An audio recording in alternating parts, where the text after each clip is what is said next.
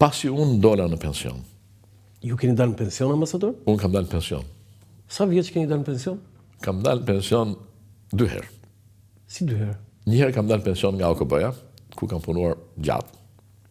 Në cilin vit? Në vitin 2018. 2018. Po? Pas një pune 8 vjeçare afërsisht në agjensinë në bërthamore. Dhe pastaj dola në pension edhe nga Shqipëria, mas 27-28 muajsh isha krye negociator në rolin e krye negociatorit për integrimin e Shqipërisë në Bashkimin Evropian. Kush nxori në pension?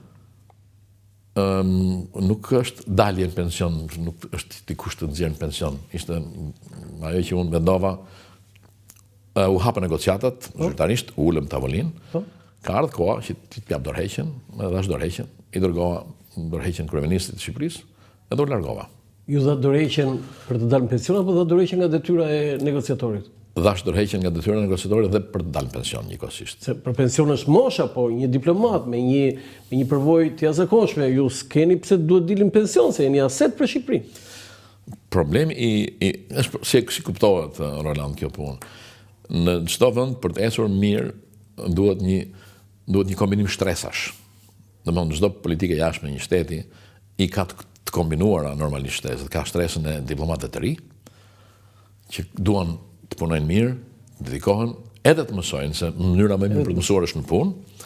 Ka stresën e mesme që ka kaluar rreth 10, 12 vjet, 15 vjet në diplomaci dhe është makina që e shtyn përpara punën diplomatike, dhe është shtresa e lartë e ambasadorëve që kanë përvojë rreth 25 vjeçare plus, që përgatitet për të dalë në pension.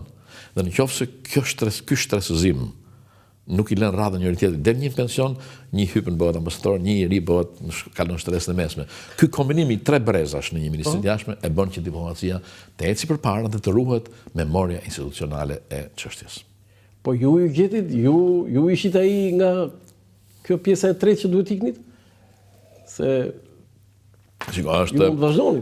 Në sistemin e OKB-s kur unë kam punuar, mosha më e lartë, mosha për të dalë në pension nga OKB-ja ka qenë 62 vjeç. Unë kur dola pension 62 vjeç, atë kohë isha asistent special i drejtorit përgjithshëm të agjencisë bërthamore. Mund të rri edhe një vit plus dhe nuk mund të shtyesh më tepër se kështu e ka rregulloria e stafit. E kuptova. Zoti ambasador, ne do flasim gjëre gjatë për librin, por ju keni shërbyer në disa ambasada dhe misione duke përfaqësuar Shqipërinë. Po mua më ka bërë përshtypje, keni shkruar edhe në libër që kur morët detyrën e parë, babai juaj ju ka dhënë një këshill. Mos harro, shqiptaria është më e madhe se Shqipëria. Kjo ka ndodhur në vitin 1990. Apo 91, 91. Si ishte rrethana? Babai po cilte në Rinë sa në shtëpia, ku ishit? Është interesant.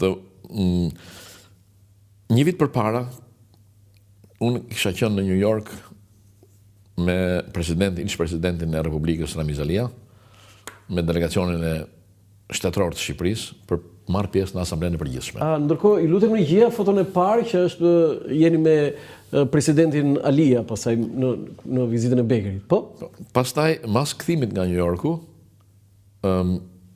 ishin njëkohësisht bisedimet për të hyrë në KSB, dhe unë paralel merrsha pjesë në negociatat me Britaninë e Madhe për rivendosjen e marrëdhënieve diplomatike. Kam qenë në delegacion e përhershëm të Shqipërisë në atë kohë. Ju ishit pjesë e ministrisë jashtme. Po. Dhe dikur duhet të ketë qenë qershori 91-shit, erdhi James Baker në Shqipëri. Po, në qershor 91-shit. Dhe unë e shoqërova dhe shërbeva për kthyes. Unë e kisha këtë foto dhe thash do t'ja vendos ambasador, por ju e kishit në libër edhe nuk bëra ndonjë befasi. Do thënë, ai personi aty në krah të presidentit Ramiz Alia jeni ju, James Baker dhe LSB Beraj. Sakt, po. Edhe me përjashtim që unë isha shumë më i ri se jam sot, dhe kisha flok të gjata pak. Jo, flokët e ke mashallah dhe soti që jenë në një moshë të tillë, po. Sa vjeç jeni aty? Këtu jam 34 vjeç. Ti je më i riu këtu, po. Pse pikërisht ju? Masi iku Bekeri, dhe isha kthyer nga Berlini, mbledhja e Berlinit, ku Shqipëria u pranua antare KSB-s, më thirrni ish presidenti dhe më tha, kam vendosur të dërgoj një ambasadë në një mision, kudo në New York apo në diku tjetër. Edhe unë nga që ai ishte edhe entuziazmuar nga vizita e New Yorkut, takimet i kishte bërë atje. Dhe unë aty për aty reagova tash në Vjenë, në KSB, se ne e fillojmë nga e para. Tani jemi bërë anëtar. Dhe i thash i pari. Po, dhe i thash presidentit që New Yorku është godinë e madhe shumë. Janë disa qindra, janë 168 në atë kohë ishin anëtarë të OKB-s, dhe zëri i Shqipërisë mund shumë të madh, një pjesë e madhe ta anashkalojnë, nuk kupton mirë ç'bëhet. Kështu që do ishte më mirë Vjena, dhe kështu shkova në Vjenë. Prindërve nuk i thash gjë, sepse ato nga entuziazmi i një posti diplomatik diku në një vend, mund të filloshin të flisnin. Ndërkohë ishte bërë urdhë Vjena. Ishte vetëm një bisedë me gojë me ish presidentin, pastaj më thiri ish ministri, pastaj u bë emrimi, dhe kur u bë emrimi që unë njoftova zyrtarisht në ministri që do të nisësh, atëherë njoftova prindërit. Dhe para se t'ikja në Rinas, për të nisë, babaj më tha. Babaj si quhet? Babaj quhet Mati. Më tha, ki parasysh, ishim bashkë me nënën, më shoqër i vllai erdhi në raport, dhe më tha, ki parasysh se Shqiptaria është më e madhe se sa vetë Shqipëria. Ti e di këtë? Nuk e kuptoja në mënyrën si e formuloj ai në atë kohë. Po pra, shumë e bukur që.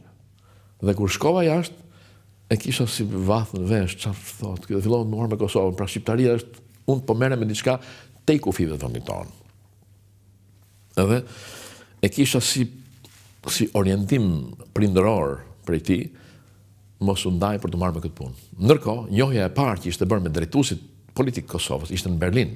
Aty u takova për herë të parë me Bujar Bukoshin, dhe me Abdyl Krasniqin, që ishte në rolin e ministrit të jashtëm të qeverisë në mërgim të Kosovës. Dhe kur u ktheva në Vjenë, kur u ktheva në Tiranë dhe pastaj në Vjenë, u intensifikuan marrëdhëniet me drejtuesit politik të Kosovës. Zotë ambasador, ju në libër keni shkruar që her pas here duhet të kryeni veprime që nuk ishin në të njëjtën linjë me atë të ministrisë jashtme, për shkak të rrethanave ose ngurtësisë që përdorin drejtuesit e ministrisë jashtme, me atë që ju vetë gjithnjë për Kosovën. Si e keni zgjidhur këtë, se me atë që kuptoj unë duhet të jetë shumë e vështirë, jo e vështirë. Është delikate mënyra si e formuloni ju pyetjen për të marrë një përgjigje të prerë, po jo. Por në qoftë se një diplomat ka një orientim, një linjë, të merremi me këtë çështje, të sensibilizojmë botën për këtë çështje, të ngrejmë ku mundemi këtë çështje. Kaq i duhet një ambasadori me përvojë, një diplomat me përvojë, unë kisha një farë përvoje, dhe pastaj përvoja rritet duke qenë prezent në negociata, në bisedime, shef më mirë, kupton më mirë se si luhen letrat, si lëvizin pozicionet e shteteve. Dhe Ministria e Jashtme e jona nuk është drejtuar ndonjëherë nga diplomat profesionist, përveç se ministri i fundit diplomat ka qenë Reis Malila dhe Muhamet Kaplani. Ne gjithmonë kemi pasur ministra jo profesionist. Kanë qenë ministra që politikisht janë bërë ministra, nuk bëj komente për punët e tyre, se nuk është as etike dhe as korrekte, por duhet të them që Ministria e Jashtme ka një linjë, duhet kite parasysh që nuk e kupton një Ministri e Jashtme nga letrat që i dërgon një ambasador. Klimën se si është brenda e gjykon më mirë ambasadori. Se si është brenda një organizate, se si janë takime dypanshme që midis takimeve në kryeqytetin me ambasador dhe takimet jashtë ka ndryshim. E kanë vuajtur, por kanë pasur e drejta është që kanë pasur liri veprimi. Ke pasur liri veprimi sepse ke qenë i lirë vetë, apo të kanë dhënë liri? Ishte një kombinim midis asaj që unë dija dhe besoja se kështu duhet bërë për të mirën e vendit tim. Dhe instruksionet e Ministrisë së Jashtme në atë kohë dhe në vazhdim kanë qenë, nëse unë bëja në brenda një viti dërgoja 365 shkresa, nga Ministria e Jashtme ishin 3 instruksione ose 5. Pra, duke dërguar gjithmonë shkresa, sikur ajo që raportohesh në çfarë dërgohet ministrisë, nuk do ishte e pranuar nga qeveria, nga Ministria e Jashtme, Ministri i Jashtëm apo kryeministri i kohës, atëherë do mbinte një mesazh, mos e bëni më këtë. Jo, nuk erdhi. Dhe nuk ardhi.